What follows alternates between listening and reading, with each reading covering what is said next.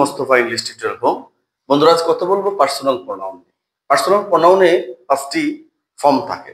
আমি বলবো subjective, objective, possessive, reflexive, double possessive. এই প্রত্যেকটা পার্সোনাল প্রোনাউনে আবার 5টি করে ফর্ম আছে।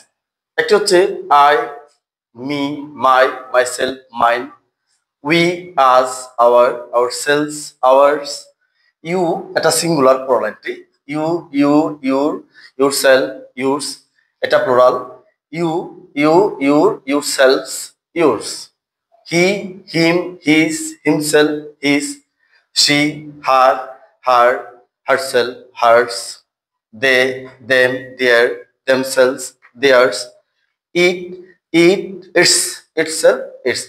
এই 7টি প্রোনাউন ছাড়া, যেমন I, we, you, he, she, they, it, এই 7টি প্রোনাউন ছাড়া পার্সোনাল প্রোনাউন ইংলিশ জগতে আর নেই। এর বাইরে কোনো পার্সোনাল প্রোনাউন থাকবে না। তাই আমরা এটি ভালোভাবে আয়ত্ত করবো। আল্লাহ হাফেজ।